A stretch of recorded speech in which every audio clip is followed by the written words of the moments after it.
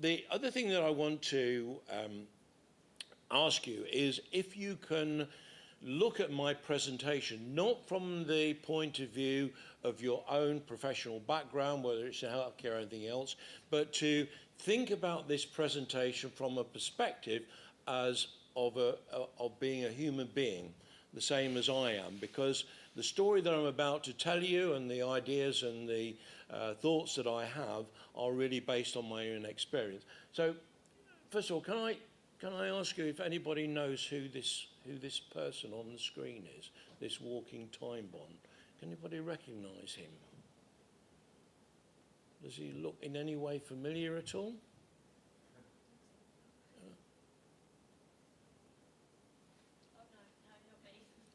No? Nobody? Oh, well, it's me. I have to say it's me. I wouldn't insult anybody else by calling him a walking time bomb, but this was a picture of me taken on stage in a play some 10 years ago. And I still regard myself as a walking time bomb, and I'm absolutely certain that a good number of people in this room are walking time bombs as well. And I think because the theme of my presentation is on preventative healthcare, if there are any thoughts and ideas that collectively that we can put together as a result of what you see here from my experiences and your experiences, these may well prove valuable in changing the kind of lifestyle behaviours that are responsible for the problems that we've got at the moment. So my background, as I say, is in technology. It's not in medicine. So it came as a surprise to me some 3 years ago when I was one of only 2 people from the UK invited to the inaugural conference of the International Society of Digital Medicine. And I can only think it was because of my experience of using wearables and actually managing my personal health better and writing papers about it. Maybe somebody had read those and I got the invitation. So I went off to China 3 years ago to the inaugural meeting. I became a founding member of ISDM. And because of my commercial experience and experience as a founding director of the Serious Games Institute, they asked me to act as a president of a new European chapter. So I agreed to set up a European chapter of ISDM, and following 2 years' work at the next conference, they appointed me as a vice president of the whole of ISDM. I had some issues with calling themselves International Society of Digital Medicine because, first of all, what is digital medicine? How can you use digital technology for medicine? Because the word medicine to me means that you are treating somebody who is ill. So I really wanted to try and get them to think wider than medicine and think about health, well-being and medicine as a whole subset. So technology has had an impact on society for throughout history. And when you think about the advent of steam trains and the first steam carriages, everybody was worried that the technology revolution would damage the health. And in the case here, when the first steam carriages came out, they required a human being to walk in front of them with a red flag, just to make sure that people were aware that this technology was coming along. Now, although I'm a great enthusiast for digital technology, I also know from my own experience in my lifetime that it is a mixed blessing. So I want to stimulate your thoughts by sharing with you the technology timeline in my life. I was born in 1949, and in 1949, how many people here are younger than 30? Okay, younger than 40? Okay, so younger than 40 years old. So you may not remember steam trains then. You may not remember the time when there was literally very few people had cars. My uncle was the first person in our street to have a car, and it was a Humber Snipe like that one. we didn't have Google when I was at school. We had Encyclopedia Britannica, and that was my Google if I needed to look anything up. And we didn't have a television set. This was our first television set. We didn't have that until I was 5 years old, and it was in black and white. So it was a very different world. And what I'd like to try and get over to you is the fact that over the first 40 years of my life, if you look at the changes that happened in these various parts of our life, in cars, in public transport, in telecommunications, in television, actually, apart from doing things better and faster, really there wasn't really much change in that 40 years, just an improvement in the speed of doing things. But now, if you look 30 years on at what's happened, is we've gone from a situation which is not an evolution, it's a revolution caused by digital technology. So cars today, you're already using self-driving cars. In Milton Keynes, near where I live, they're using robots, autonomous vehicles to deliver goods. The picture below that is the front of the mass rapid transport system in Kuala Lumpur, where there is no driver. There is absolutely no human being on the train when you are travelling on MRT in Kuala Lumpur. So the kids can sit at the front and get the experience of being a train driver. If you look at what happened in telecommunications, we've gone from the Motorola brick that I had 30 years ago to a device which is quite different. It's a camera, it's many, many different things. It's an accelerometer, everything's built into it. And again, entertainment has been totally transformed by digital technologies. So the point is that this is a graph produced by a guy called Ray Kurzweil, and he's trying to illustrate the exponential nature of change that we're having at the moment. So this is a logarithmic plot, so actually it's an almost vertical curve.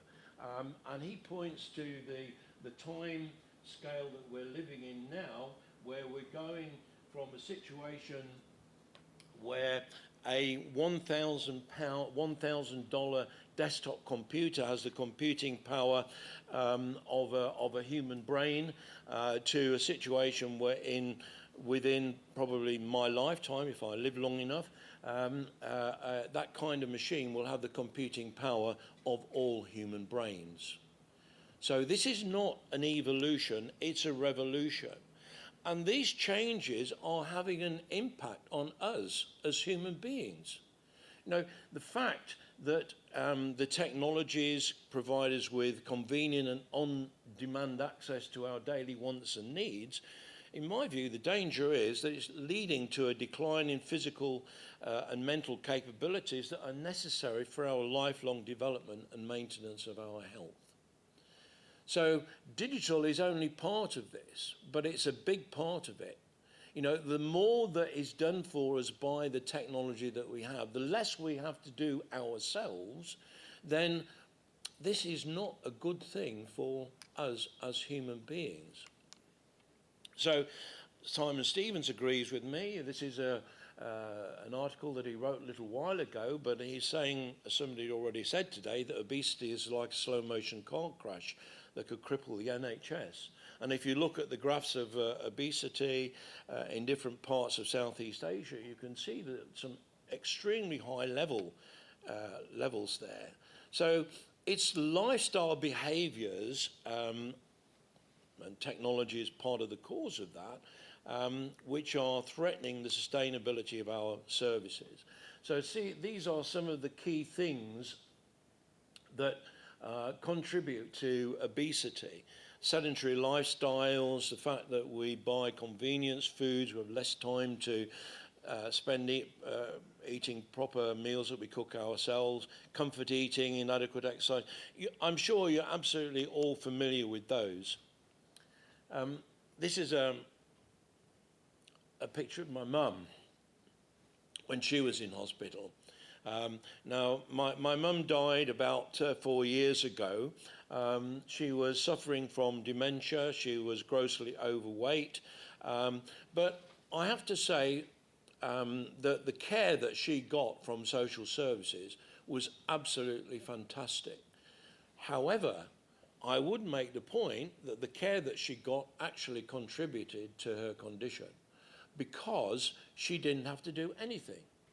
She wasn't required to do anything. Somebody came in, they fed her, they bathed her, they didn't encourage her to walk to the shops. She didn't have to do anything. Everything was done for her. So what she used to do was sit on the settee all day, waiting for me to come round, and spend a bit of time with her.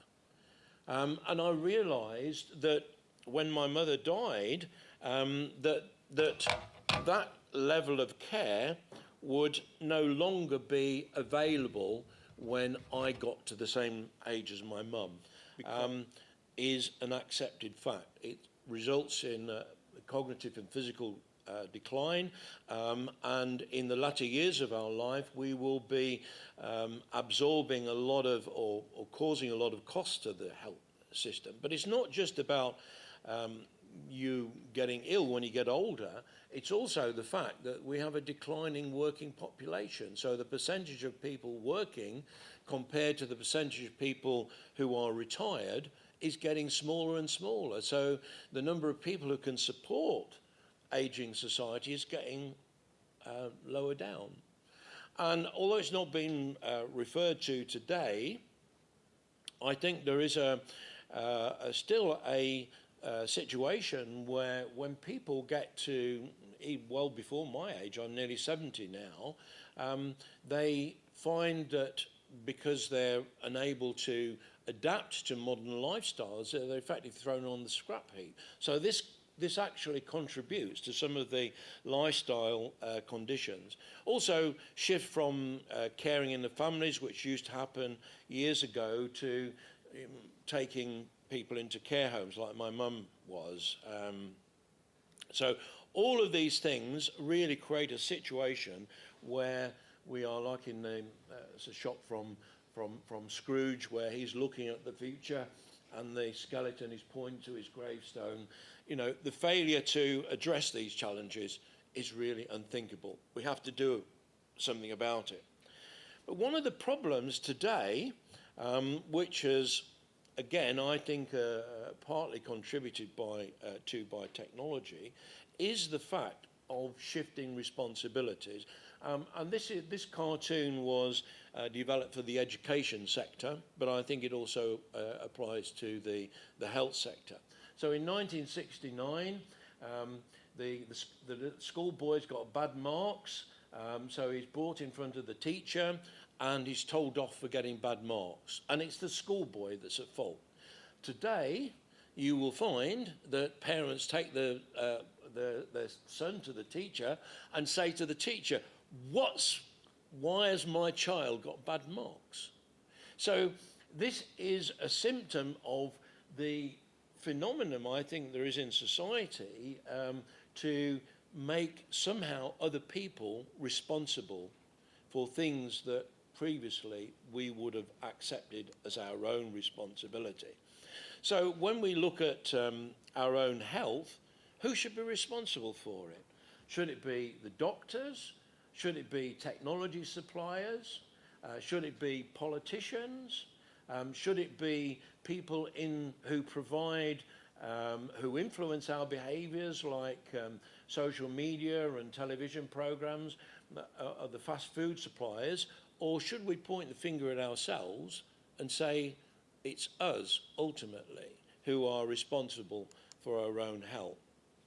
So if we look at the different options that we might have to try and address this problem, naturally, if you're involved with the NHS and you're providing clinical solutions, you will be working in this space. You'll be trying desperately to come up with solutions which provide an answer. It's interesting that this news article, Cure for Diabetes Within 10 Years, and it was dated 1983. So I think it was just a little bit misplaced. Or gastric bands. I have a friend who's had gastric band surgery, and it did help her to lose a lot of weight.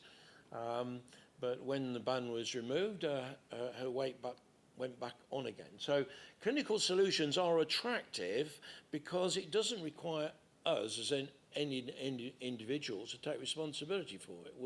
We want a jab, or we want something that will cure the problem and make it go away. Public policy interventions. I mean, we already see this every day. If you're talking about smoking, you put a tax on things. You hide advertising. You raise awareness by having campaigns which are addressed in different ways, advertising or something on cigarette packets, having part of a curriculum, having campaigns, or providing information or legislation that makes people provide nutritional information on the food that we buy. Or the third area is what we're here today largely to explore and talk about, better personal health management. Can digital technologies actually influence our behaviour and solve this problem? So which is the best solution? Who's going to provide it? One thing I would say about medical professionals is there are a lot of dedicated people within the sector. They go in the sector because they want to do something for public good. However, my experience, unfortunately, in some instances, is that they are very, very protective of their sector.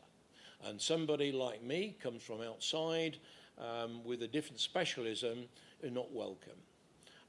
I took part, I'll give you an example of this, and I don't want to criticise anybody because Diabetes UK do an excellent job, but they'd received funding for pre-diabetics, and this funding was designed to evaluate the effectiveness of exercise on pre-diabetics. And as a pre-diabetic, I was invited to take part in the programme. So I went along to the hospital in Leicester, and it happened at a time when, as you'll see, I had just spent 2 years improving my personal health and had that amount of experience of the use of wearables, and I'd seen my health parameters improve enormously in that time. So I went along and I asked to speak to the project manager and offered to ask if I could collaborate with them and share my experience with other people. And the answer came back was, no, we're not interested. So I went on with this program. It was called Propels, and it involved the use of a mechanical pedometer, and it involved you keeping a personal diary. So you were self-reporting. You had to take this device every day, read the number of steps that you'd done, write them into a diary, and then you would send an SMS message at the end of the week of how many steps you'd done that week. And so that was over 2 years, and there were blood tests and measurement of body mass index, etc., done at year 1 and end of year 2. And in the time that I was doing this program, for reasons that I'll explain, my blood pressure, which when it was started was 120/80, was round about 140/95. My blood sugar levels were a lot higher when I started, and yet almost every single day that I took part in this program, I did 10,000 steps. So over the last 5-6 years, I've walked 5 miles every single day apart from 5 days, and yet I'm almost back to the state that I was when I showed you that picture at the end there. But the point I'm trying to make about that research exercise was that because it was entirely run and managed by people who'd only got a medical background, they didn't take advantage of other expertise which they should have done. So we need to go from cure to prevention. My experience with serious games and the use of games technologies to influence behavioural change, tell you the story is of what happened then.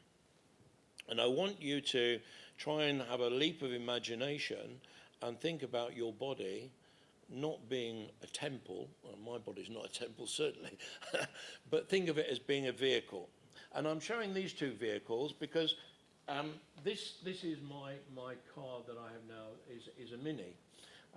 But my partner had got this beautiful MG, a 1952 MG, and we had this great vision of driving it down to the south of France with the wind blowing through what hair I've got, and the luggage on the back, and it had been well maintained for several years, but because I'd never really driven it any amount, we decided it would be a good idea to take it out for a run to see how it performed. So we took it out, and about 5 miles later it broke down.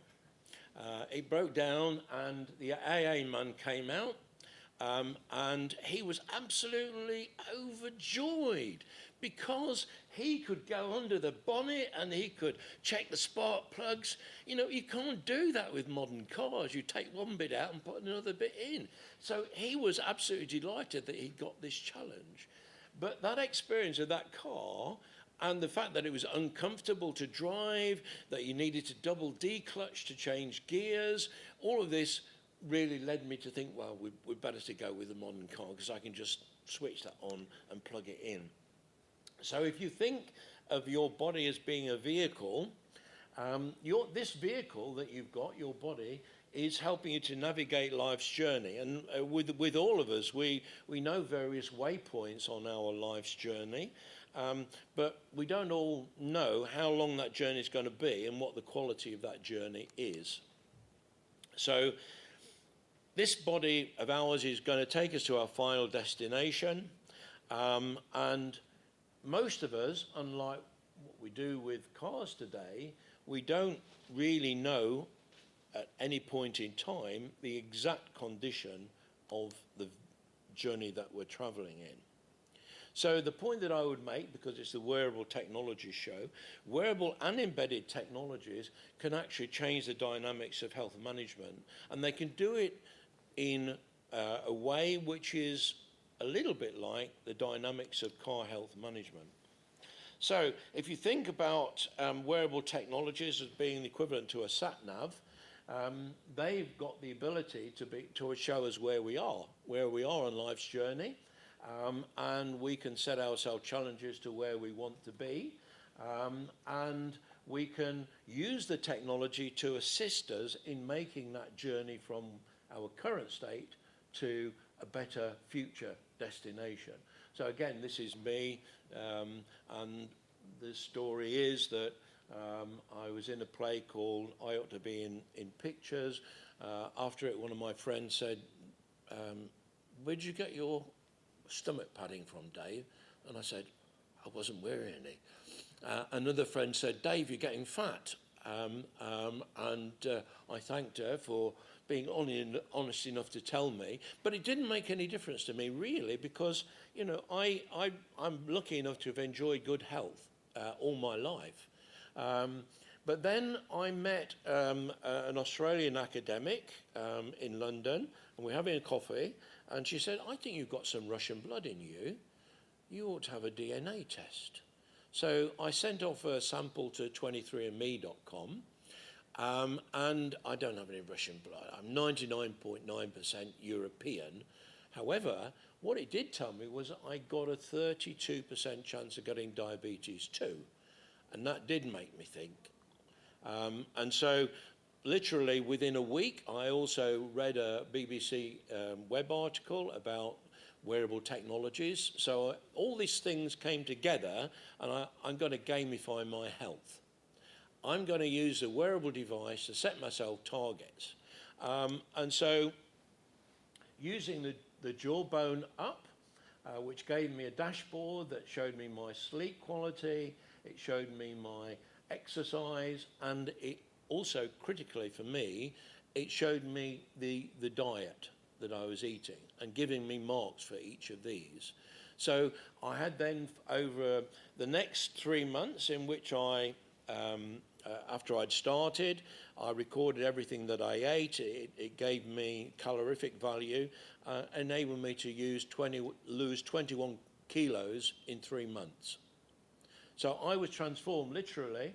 May 2013, September 2013, my body was totally transformed, and along with it, not just my physical appearance, but also my blood sugar levels, my body mass index, everything that we think about today as parameters. And so I continued with that, and I have continued with the 10,000 steps a day for the last 6 years, and I can say from my own experience that it is possible to transform your health through the use of wearables, and this is indicated by various reports. But what I will say is that 10,000 steps is not a recipe for preventing obesity, because I've stuck to that regime for 6 years, and I put a good deal of the weight back on. So diet is absolutely the critical thing, not just diet, but nutrition. Because when I lost my 21 kilos, I had no nutritional experience, and so I wasn't getting enough protein in my diet. And so my muscles, which were firm and strong, became flabby. Although I was thinner, my muscles were flabby, and I was horrified because I always prided myself on having firm thighs, and they disappeared. But I rectified that not by just eating more, but making sure that my protein levels. But the point is that even though I lost all of this weight, even though I still gain the benefits, certainly in my physical and mental well-being every day, I'll benefit from those 5 miles, I still recognise the fact that I am potentially a walking time bomb because of my obesity. So what is it that prevents me from doing something about it? Well, like most people, I think, I feel okay. Why should I do anything about it? I'm not suffering from anything. So the challenge is, how do we use digital technologies to do all of these things?